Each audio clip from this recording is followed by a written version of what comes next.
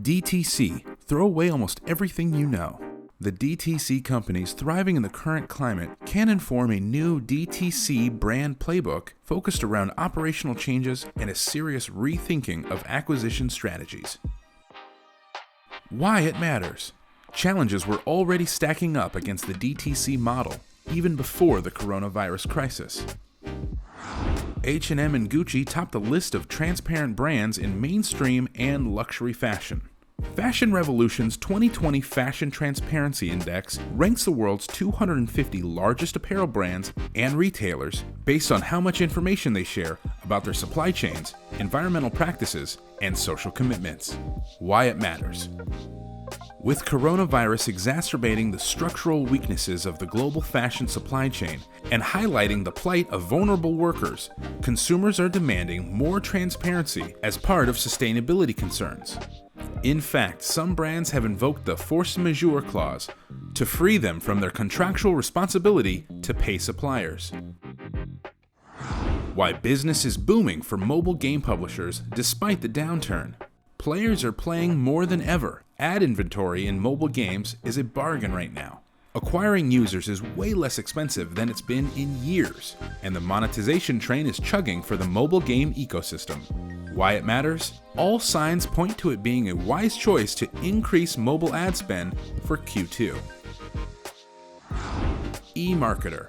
Digital video will take a hit in the US but could still grow through the crisis. According to eMarketer, digital video ad spend in the US could potentially grow 7.8% in the first half of 2020 to $17 billion, or it may only reach $15 billion, which would represent a 5.2% drop from 2019.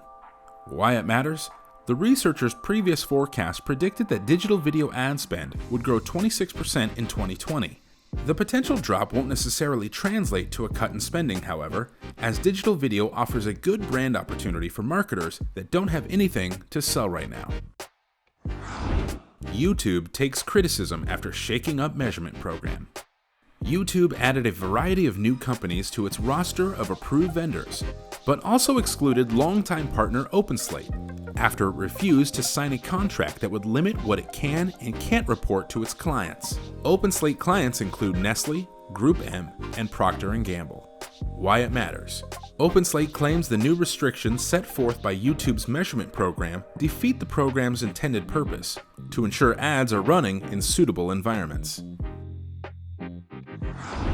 How the COVID-19 pet ownership boom has impacted pet brands. Since officials announced stay-at-home orders, the American Society for the Prevention of Cruelty to Animals and the Association for Animal Welfare Advancement reported a drop in animal intakes and surrenders at rescues. Why it matters? BarkBox saw a year-over-year increase in its subscription business this March. Chewy hired between 6,000 and 10,000 new employees to meet higher demand amid coronavirus, and expects first quarter sales in 2020 of about $1.5 billion, a 36% growth from Q1 of 2019. Watch time and views on the Dodo's YouTube channel grew more than 170% and 162% respectively. After COVID, what behavior changes will stick? Stephen Wonker predicts that post-coronavirus, we'll be forced to evaluate the benefits of new approaches that theoretical consideration could never illuminate. Reversion to the old status quo may be slow, if it occurs at all, and the viability of working from home will have improved. Why it matters. While it has had a terrible overall impact, COVID has been the great inertia breaker.